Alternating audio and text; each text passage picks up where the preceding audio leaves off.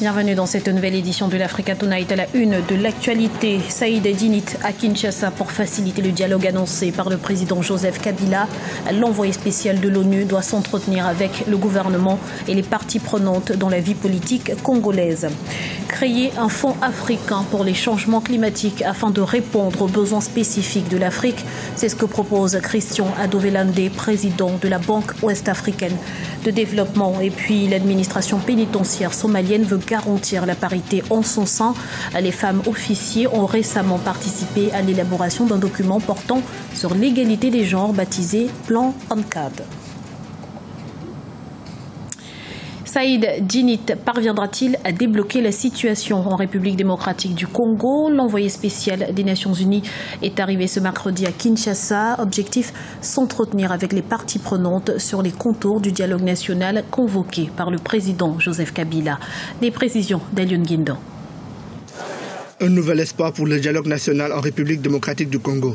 Le mercredi 2 décembre 2015, l'envoyé spécial du secrétaire général des Nations Unies pour la région des Grands Lacs, Saïd Djinnit, est arrivé à Kinshasa, capitale de la République démocratique du Congo. Objectif de cette visite, aider à réunir autour d'une même table de négociation opposition et parti de la majorité. Pour le gouvernement congolais, il s'agit d'un nouvel espoir d'aboutir au dialogue national convoqué par le président Joseph Kabila. Je pense que M. Saïd Djinnit est en consultation pour le compte du secrétaire général des Nations Unies, Ban Ki-moon, étant donné que le président Kabila a demandé à M. Ban Ki-moon de désigner un facilitateur pour rendre plus fluide les contacts entre lui et certains milieux de l'opposition qui souhaitaient disposer d'un facilitateur international pour le dialogue que le président a convoqué. Le secrétaire général l'a envoyé pour consulter les uns et les autres et lui faire rapport et voir comment ils peuvent aider à la réalisation de ce projet. Si la visite de Saïd Djinnit est la bienvenue pour la majorité politique, une partie de l'opposition congolaise doute de la capacité du diplomate algérien à régler la crise en République démocratique du Congo. Je ne pense pas qu'il soit plus apte que les Congolais à définir les tenants et les aboutissants de ce dialogue national. Le pouvoir en place aujourd'hui veut se cacher derrière son petit doigt parce que l'idée de vouloir modifier à tout prix la Constitution, mais dès lors que la population congolaise s'est opposée, ils cherchent par tous les moyens à aller vers le glissement pour se maintenir au pouvoir. Et donc, on n'a pas besoin d'une énième rencontre, réunion des Congolais pour savoir s'il faut ou non y aller ou pas. On sait très bien où on veut amener les Congolais. Saïd Djinnit ne pourra rien du tout par rapport à cette situation-là. Le dialogue national convoqué par le président congolais Joseph Kabila est prévu pour le 27 novembre 2016. Un dialogue au cours duquel devraient être décidées les modalités des prochaines échéances électorales en République démocratique du Congo. Et parallèlement, l'action congolaise pour l'accès à la justice réclame le droit de manifester. Le procureur général de la République à Kinshasa a en effet averti ce mercredi tous ceux qui appellent la population à descendre dans la rue qu'ils étaient passibles de peines prévues par la loi. Des propos qui, selon la CAJ, constituent une tentative de restriction ou d'obstruction à l'exercice d'un droit fondamental. La Banque ouest-africaine de développement s'engage à jouer pleinement sa partition dans la résilience aux risques climatiques. L'institution financière s'est dite disposée à apporter aux États un appui adapté par le biais de divers instruments. Explication avec Théogracia Podo. Avec pour objectif de faciliter l'accès des pays de l'UEMOA aux ressources financières nécessaires à la mise en œuvre des projets répondant aux enjeux climatiques, la Banque ouest-africaine de développement a elle aussi dévoilé ses ambitions au sommet de Paris sur le climat. À travers sa stratégie environnement-climat 2015-2019, l'institution régionale veut mobiliser au moins 80 milliards de francs CFA, des fonds qui permettront de financer des projets climat sur les 5 prochaines années. Cette situation interpelle la BOAD dans son rôle de banque de financement du développement des États de l'UEMOA et justifie son plaidoyer pour la mobilisation des ressources financières dédiées pour lui permettre de poursuivre son action d'accompagnement de ses États membres dans le développement sobre en carbone et résilient au changement climatique. Les États doivent faire preuve de créativité et d'innovation pour mobiliser des ressources internes, moteur le plus essentiel du développement.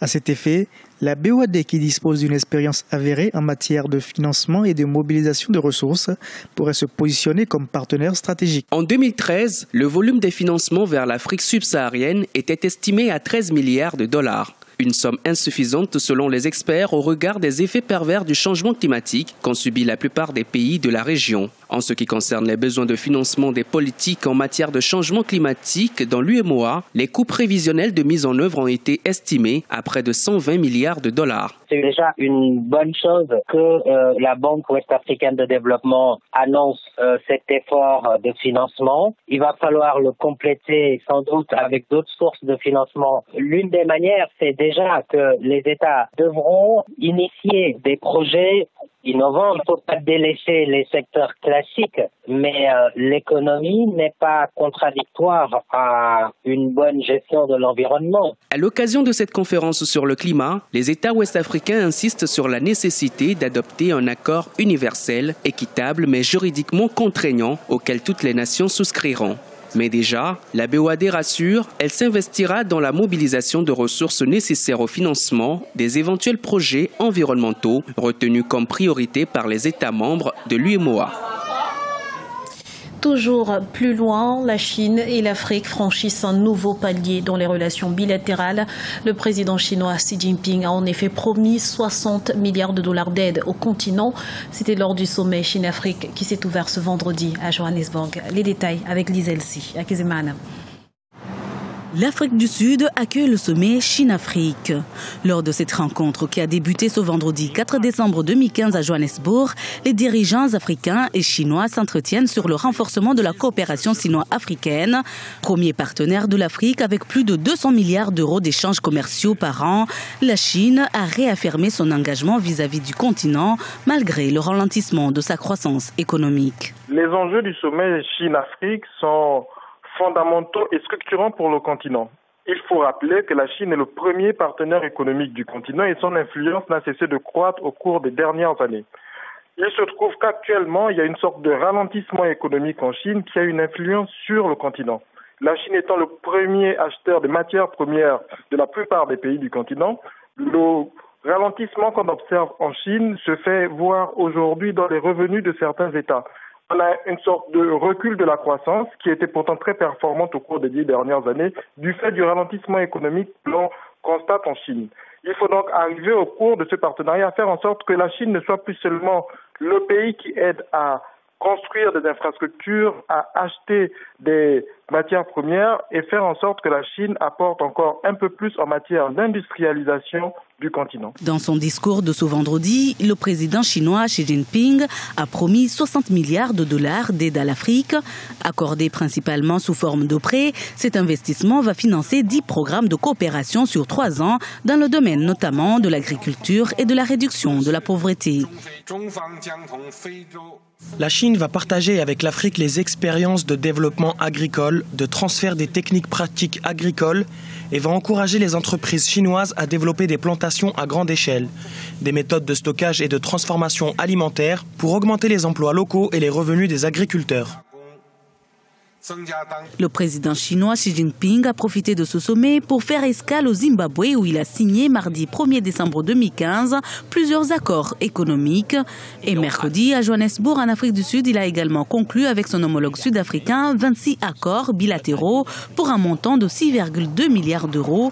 Une somme qui sera orientée vers les domaines industriels, agricoles, des infrastructures et de la coopération économique. L'administration pénitentiaire somalienne face au défi de la parité. Les autorités veulent donner plus de chance aux femmes dans une profession dominée par les hommes. Ainsi, il est annoncé la création prochaine d'un réseau national pour les femmes gardiennes de centres de détention. Théogracias Podo. Sur initiative de la mission des Nations Unies en Somalie, les femmes officiers, membres de l'administration pénitentiaire du pays, ont participé récemment à l'élaboration d'un document portant sur l'égalité des genres. Baptisé Plan On Code, il devrait permettre de combler le manque de représentation et de participation de la gente féminine dans les secteurs de la justice et de la sécurité en Somalie. Nous sommes venus ici pour participer à ce cadre d'échange et de formation. Avec les officiers des autres centres de détention du pays, nous pourrons mieux aider et soutenir les efforts des autorités pour garantir la sécurité de notre pays. Selon les Nations Unies, en Somalie, les femmes sont particulièrement vulnérables est sous-représentée dans les institutions gouvernementales. Au cours des 5 dernières années, les forces de sécurité ont été formées sur la nécessité d'améliorer les conditions de travail des femmes en particulier et de renforcer leur rôle au sein de l'administration. Un pays qui ne dispose pas de gardiens de prison ne peut pas garantir la sécurité à ses citoyens. Les prisonniers livrés à eux-mêmes deviennent généralement de pires criminels et nuisent à la communauté. Notre rôle, c'est de parer à une telle éventualité. Les prisons somaliennes bénéficient d'un personnel féminin important comparativement à d'autres secteurs de sécurité du pays. Après 2 décennies de conflits, les autorités tentent toujours de rassurer les populations. Malgré les multiples attaques de rebelles islamistes, certains réfugiés ont commencé à rentrer au bercail. C'était le journal de la rédaction. Nous vous remercions pour votre fidélité. Retrouvez dans un instant une nouvelle édition de l'information sur Africa 24.